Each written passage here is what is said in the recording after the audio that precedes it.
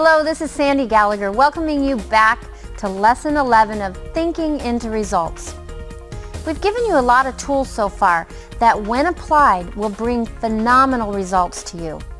Today we're talking about creating increase for you, not decrease, which comes when you compete with others.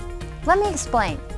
If you leave each person you meet with the impression of increase, a feeling of benefiting from their interaction with you, it will not only make that person feel better, but it also enriches your life, because doing this creates an energy that will flow through you to that person you're uplifting, and it'll make you feel better in the process.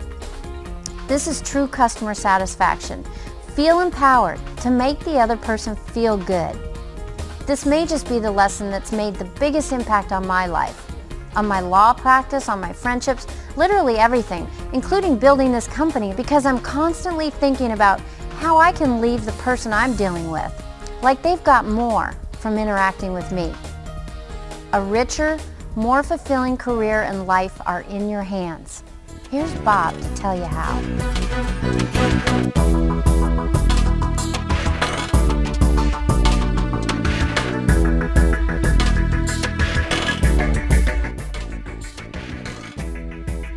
Hello there and welcome.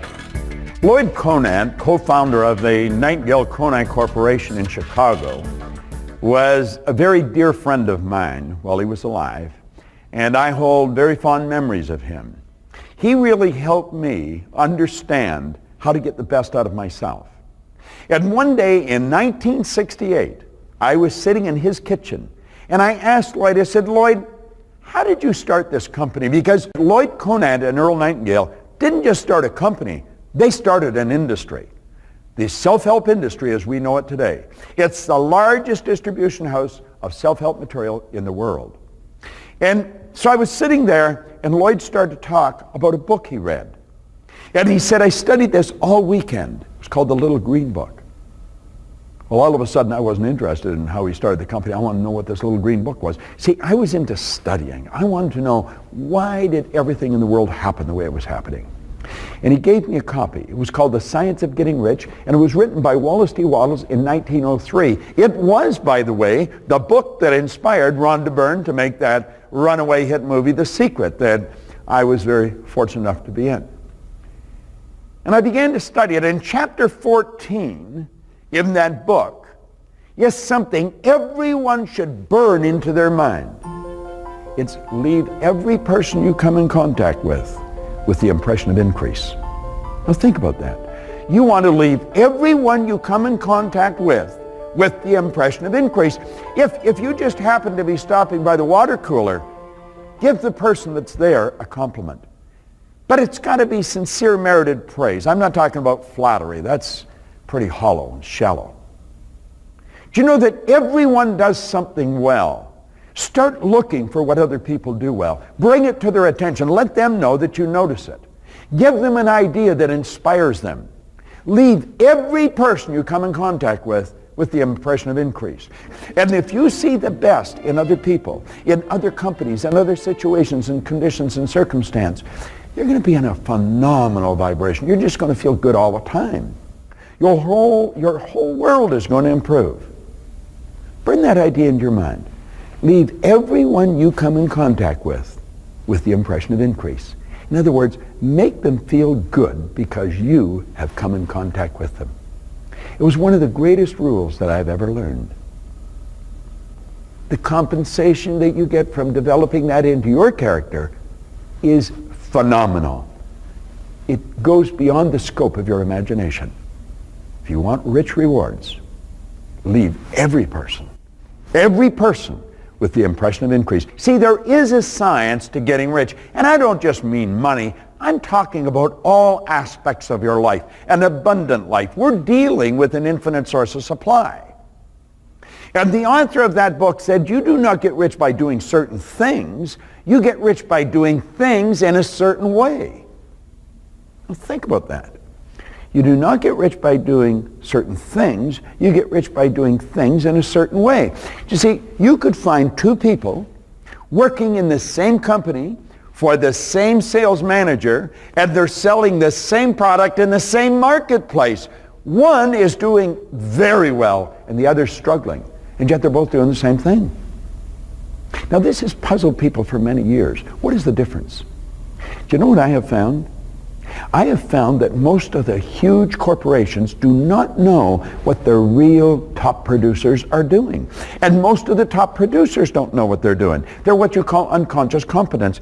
You see, if corporations knew what the real hard chargers were doing, they would can it and give it to everybody. They don't know what they're doing. You do not get rich by doing certain things. Now I can paraphrase that. You do not become a real pro in your field by doing certain things. You become a real pro in your field by doing things in a certain way. Think about Tiger Woods. Now, you may not be a great golfer. I'm not a great golfer. I've played a lot of golf, but it's just something that I do periodically. But I understand a bit about the game, and I understand this, that this guy is so far beyond everyone else in his field, there isn't any comparison, and everybody knows that. Do you know he's the best in the world, and yet he's changed his game twice to get better? There was no competition. But you see, Tiger Woods doesn't compete. He creates. When he goes out in that golf course, he's not competing against anybody else. He's competing against Tiger Woods. The science of getting rich, the science of being the best in your field, is not by doing certain things, it's by doing things in a certain way. Now, if you're going to understand what the certain way it is, it's by law. There's laws that govern this whole universe. And you must understand these laws. And if you don't understand them, odds are pretty good nothing of any consequence is really going to happen, because it's going to happen on a hit and miss basis. Now there's some people, I was one of them, that by some stroke, I don't know really how it happens, I don't know if we're guided or what it is, they just start doing things in a certain way, and they just keep getting better and better and better and better. But they're not able to articulate. They can't tell you why. School doesn't teach this. School does not teach the laws. They do not. School teaches us very little about ourselves. As a matter of fact, Dr. John Mike, who heads up the Montessori school in Fort Lauderdale, is a psychiatrist, and his wife Susan is a psychiatrist. He said that I taught him more about the mind in 1 year than he had learned in 4 years of medical school and 5 years of psychiatric training. Now, I always found that rather interesting, since I just shared with him what a good doctor had shared with me. See, I have learned some of the basics for really improving the quality of your life. That's what thinking into results is all about. It's about the basics. And one of the basics is that you do not become the best in your field by doing certain things. You become the best in your field by doing things in a certain way. You've got to be very calm and confident. You've got to know who you are. James Allen said, calmness of mind is one of the beautiful jewels of wisdom. It's the result of long and patient effort in self-control.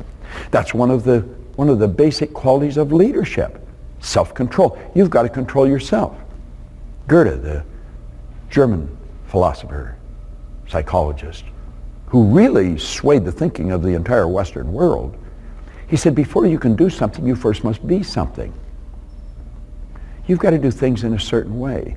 You've got to bring your mind into harmony with the laws that govern your being. You've got to understand that the thoughts that you think control your emotions. And your emotions control the vibration that your body's in, so it controls how you act. If you don't spend a respectable amount of time gaining an understanding of the relationship of the conscious to the subconscious to the body, you're dealing on a hit and miss basis. Life is very short. It can be an absolutely phenomenal trip, but it can also be a massive headache if we don't understand how to make things happen. The law says what you put out comes back. We just want to put the very best out. It doesn't matter what anybody else is doing. If you're going to win, you've got to be courageous. I quoted Earl Nightingale in a previous lesson where he said the opposite of courage is not cowardice, it's conformity. It's just going along with everybody else. Don't do what everybody else is doing. You're going to end up where they end up. Nowhere. Struggling to get by. You want to stand out like a beacon on a dark night. You want to make certain that you are one of the most effective human beings that you could ever be. Do things in a certain way. The one point that all great leaders have agreed on, I've quoted them 2 or 3 times, is that you and I become what we think about. It's not just the thoughts that we consciously entertain. We have all kinds of ridiculous, negative, aborted thoughts that come flying through our consciousness. That's not what we become. We become what thoughts we take and internalize. We get emotionally involved in. The thoughts that we let control us. How do we think about our company? How do we think about our job? Don't let everybody around you control how you think about the company. You think about great thoughts about this company. Understand this. When you talk to somebody, you're the company. You're the company. The company's people. Great companies develop great people. You develop great people. You're the people. You do not become the best at what you're doing by doing certain things. You become by doing these things in a certain way. And that certain way is all the way through thinking into results. Make it a part of your way of thinking. Make it a part of your way of life. And you will have a phenomenal life. Make up your mind that regardless of what you did in the past, you're going to do something phenomenal in the future. You see, I did this. You're not talking to somebody that's just read a book and sharing it with you. I had no formal education. I had no business experience. I had 2 months high school. I had a bad work record. And I was 26 and bang, like that, everything started to turn around because I started to study. Now that was many years ago, but I've earned millions of dollars. I've built companies, not a company, companies that operate all over the world. And you know something? I don't even think what I've done is that great. It's nothing compared to what I'm going to do. If you really want to make it happen, you got to make it happen every day.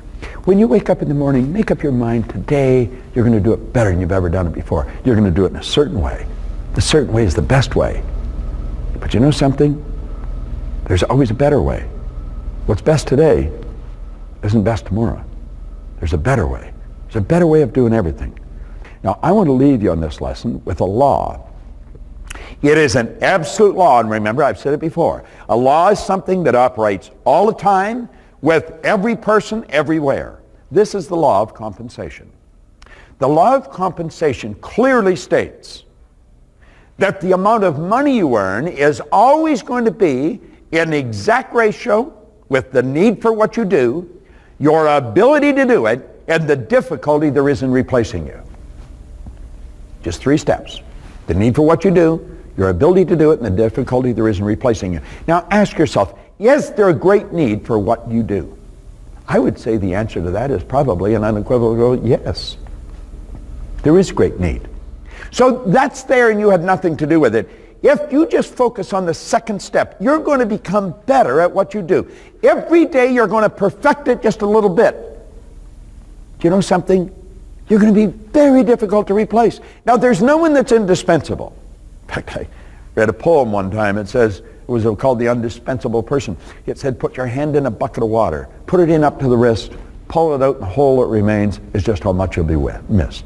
You can splash all you want as you enter. You can stir up the water galore, but take it out in no time. It'll be much the same as before. The idea behind it was that there's no indispensable person, but there's some that are very difficult to replace.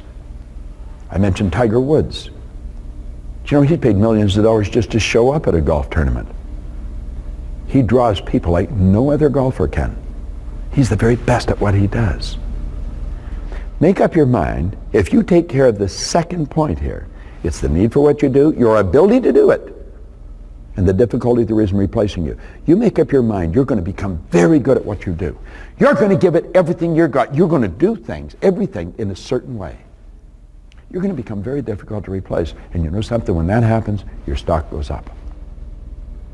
And if where you're working doesn't recognize that, there will be somebody waiting at the door that'll always pay you more. The opportunity's always here. It's always here for the person who masters what they do. You do not get rich by doing certain things. You get rich by doing things in a certain way. It's a phenomenal concept. It's one that's guided my life for many, many years, and I've been richly rewarded. I live in a healthy body. I have friends on every continent, in almost every major city in the world. I earn all kinds of money. I have all kinds of fun. But you know something? Everything I do in a certain way. I have found, after close to 50 years, that I really don't know much about myself. And I'm excited to learn more. Because as I do, more of my world unfolds. You know, we're something like a flower that blooms. Imagine a rose for a moment. Do you know you can stand and stare at a rose, and it'll completely unfold before your eyes, and you'll never see a petal move. And if you try and force the unfoldment of that rose, you'll kill it. A rose is one of the most beautiful expressions of life. And you are without question one of the most magnificent expressions of life. And do everything in a certain way. You'll be compensated in a just way. Spot Proctor, thank you. Doesn't a feeling of increase feel good? It sure does. You're going to feel good all the time if you leave others with the impression of increase. If you see and highlight the best in people in your company and in other situations and circumstances, you're going to be in a phenomenal energy. You win and everyone wins. The law of attraction says that what you put out is what comes back. Put your best out all the time, every time. It doesn't matter what anybody else is doing. You want to make certain that you're one of the most effective human beings you could ever be. Do things in a certain way. The certain way is all through this program. Every lesson is a lesson on thinking into results. Go back and look at all the tools you've acquired so far and get to know them really well, because you'll become what you think about.